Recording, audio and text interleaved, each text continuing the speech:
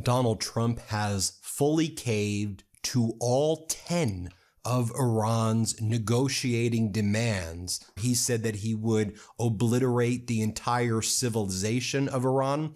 Moments ago, Donald Trump announced that there would be a ceasefire. He would negotiate within the 10-point framework. This is a complete and utter capitulation by Donald Trump. After weeks of threats, after promising total obliteration of Iran, Donald Trump didn't just back down, he completely surrendered. This isn't just about a diplomatic failure. This is about a direct threat to American interests, to our allies, and ultimately to your financial stability. That's not a negotiation. That's a capitulation. And it hits your wallet, your security, and our standing on the global stage. What does a full cave-in actually cost you? Iran put forward a 10-point plan for its negotiating framework. The Trump regime put forward a 15-point plan for its negotiating framework, and Iran had always rejected the 15-point plan and said, we will only agree to a ceasefire or any deal with our 10 terms. And previously, the Trump regime said it was maximalist, that they would never agree to it, but Iran never budged. And moments ago, when Donald Trump announced that there would be a ceasefire, as we were hitting up against that 8 p.m. Eastern deadline where he said there would be total obliteration, Donald Trump confirmed that he would negotiate within the 10-point framework of Iran. Now, Iranian media is saying this is a crushing defeat for Donald Trump and the United States. I mean, as part of this 10-point framework, Iran gets to continue enriching uranium. It recognizes that Iran has full control over the Strait of Hormuz and will make $2 million per ship that passes. It recognizes that Iran gets to keep all of its drones. It recognizes that the U.S. must provide complete reparations to Iran. It recognizes that the U.S. must immediately abandon its military bases in the Middle East. That's not a policy proposal. That's a ransom note. And Trump just paid it. Iran gets reparations from the U.S. Iran gets to keep its ballistic missiles and drones. America has to abandon its military bases in the Middle East. This isn't just a defeat. It's an active dismantling of our strategic power. This is where it stops being politics and starts being your paycheck. Every dollar in reparations, every base we abandon, every concession we make on oil routes, that's a direct line to higher costs, greater instability, and a less secure future for you. And the consequences are just beginning. Let's see what Trump said. Let's see what Iran said. For weeks now, Iran's been saying 10-point framework, 10-point framework. And the only way I could imagine that there would be a deal is if Donald Trump basically fully surrendered and agreed to all 10 points.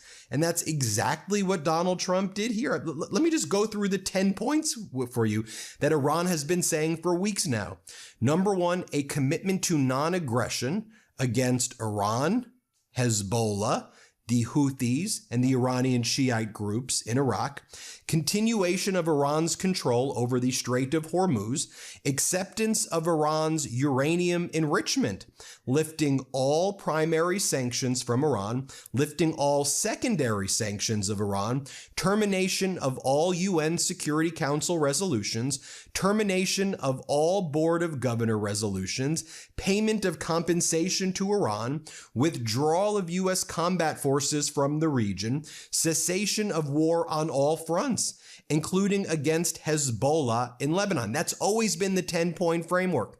So here's what Donald Trump said before as he announced the ceasefire. The numbers don't lie. This isn't a partial concession. It's a full adoption of every single demand Iran put forward. This is exactly what Partisan Pulse exists for. The moment between what they said and what the record shows. Because that gap, that's where your money disappears. This isn't just a political defeat, it's a strategic catastrophe. This framework doesn't just reshape the Middle East, it reshapes the global energy market, directly impacting your gas prices, your shipping costs, and every single item on your grocery bill. The official story is a win. The reality is a surrender. And that surrender has a price tag attached to your household. This was a complete and utter surrender, the biggest wipeout in American history, period. The biggest loser of America ever historically. America just said, we are out, we are done, we lose. Utter surrender. Just watch what Donald Trump says. Here's his post. Based on conversations with Prime Minister Shahbaz Sharif and Field Marshal Asim Munir of Pakistan, and wherein they requested that I hold off the destructive force being sent tonight to Iran and subject to the Islamic Republic of Iran agreeing to the complete, immediate, and safe opening of the Strait of Hormuz, I agree to suspend the bombing and attack of Iran for a period of 2 weeks. This will be a double-sided ceasefire. The reason for doing so is that we have already met and exceeded military objectives and are very far along with a definitive agreement concerning long-term peace with Iran and peace in the Middle East. We received a 10-point proposal from Iran and believe it is a workable basis on which to negotiate. Trump is saying the 10-point plan is a workable basis on which to negotiate. That's the lie, right there. Workable basis. That's the phrase of surrender.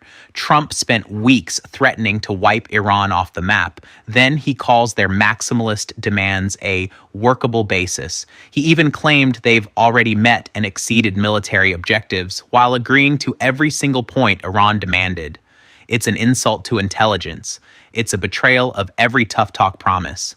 This is a direct undermining of American credibility. When the U.S. folds this easily, every adversary takes note. And that makes you, your family, and your nation less safe. It gets worse. Because they knew this was coming, and the record proves it. So let's take a look at the statement from Iran's Supreme National Security Council calling this a crushing defeat for the U.S., saying that they've been forced to accept their 10-point plan. Iran claims U.S. has agreed to continued Iranian control of the Strait of Hormuz, continued enrichment of uranium, war reparations, full reparations, and U.S. leaves its military bases in the region. Statement of the Supreme National Security Council of Iran on the 2-week ceasefire and negotiations. The enemy, in its unfair, illegal, and criminal war against the Iranian nation, has suffered an undeniable, historic, and crushing defeat. Thanks to the pure and sacred blood of the martyred leader of the Islamic Revolution, the Grand Ayatollah Khomeini, may God bless him, the measures of the supreme leader of the Islamic Revolution and Commander-in-Chief, Grand Ayatollah Mojtaba Khomeini, and the efforts and bravery of the Islamic fighters on the fronts, especially the historic, lasting, and heroic presence of your dear people on the scene from the very first days of the war, Iran has achieved a great victory and forced the criminal America to accept its 10-point plan. In this plan, America fundamentally commits to guaranteeing non-aggression, continuing Iran's control over the Strait of Hormuz, accepting enrichment, lifting all primary and secondary sanctions, ending all Security Council and Board of Governor resolutions, paying compensation to Iran, withdrawing U.S. combat forces from the region, and stopping the war on all fronts, including against the heroic Islamic resistance of Lebanon. We congratulate all the people of Iran on this victory and emphasize that until the details of this victory are finalized, there is still a need for the perseverance and prudence of officials and the preservation of unity and solidarity among the Iranian people.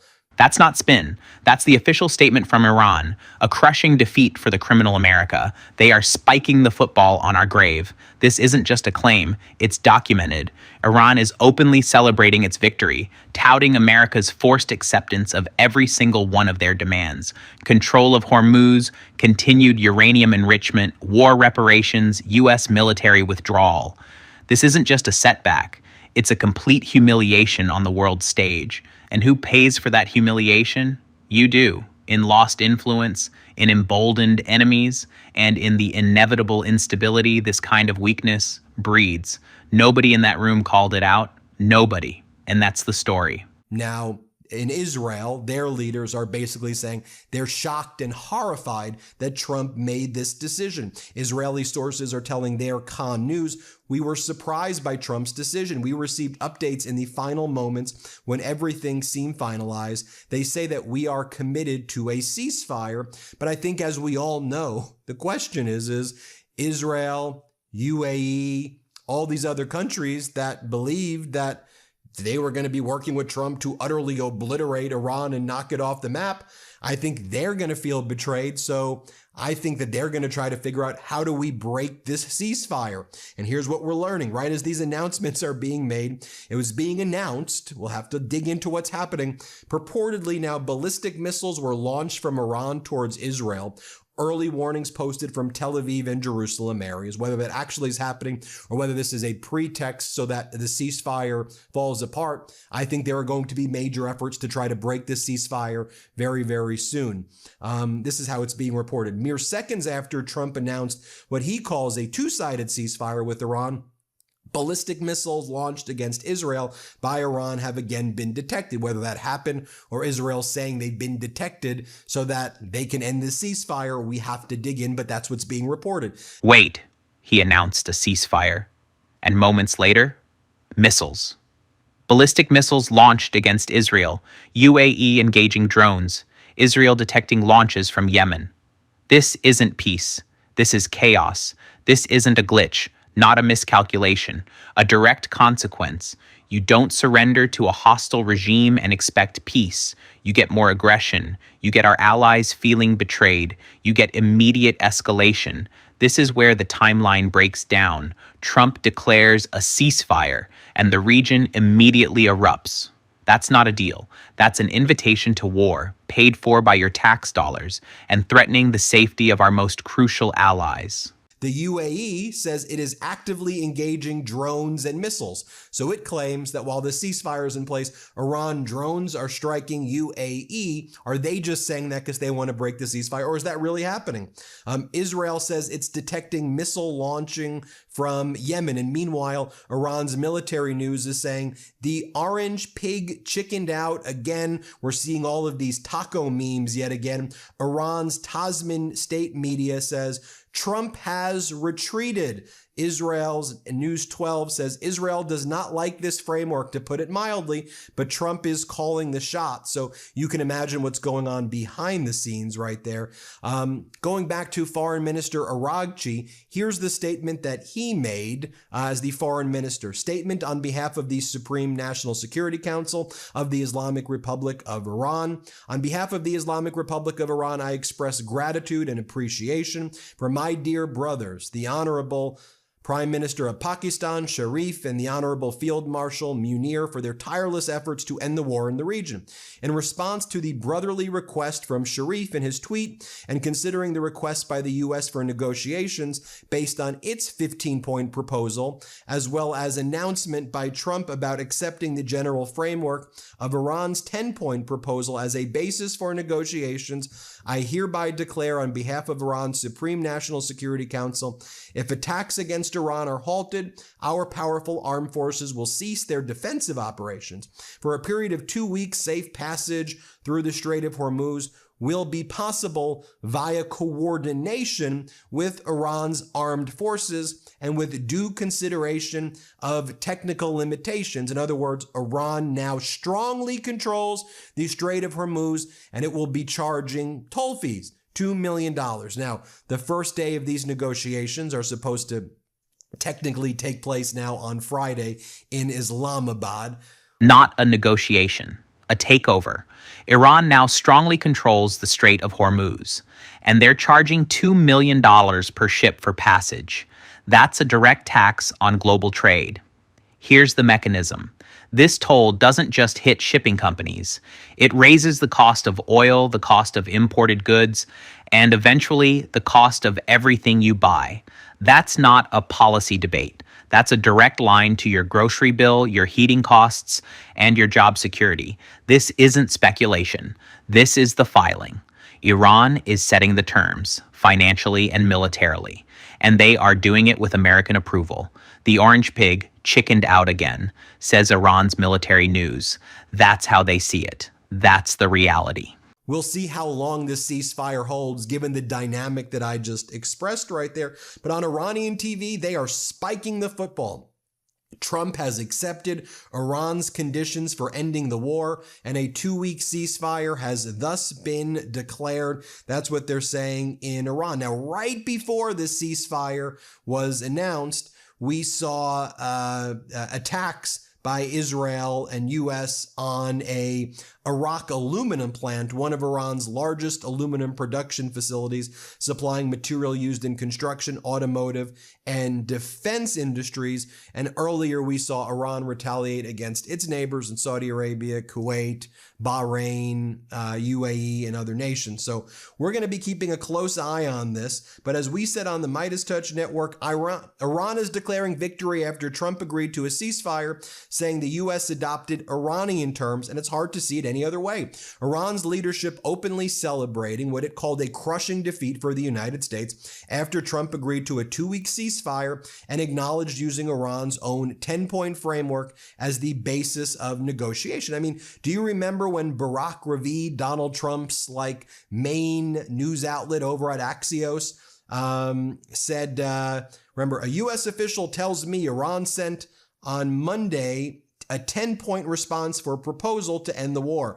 But the U.S. official said the response was maximalist and unclear if it will allow moving forward for a diplomatic solution. And then Trump adopted the whole thing. Go back to what he said at the top. The threats of obliteration, the tough talk. Now you know it wasn't strength. It was the prelude to absolute surrender. The record is clear. The timeline is documented. The biggest wipeout in American history. Period. The only question now is who's watching. Drop one word in the comments. Capitulation or victory. Let's see where this audience lands.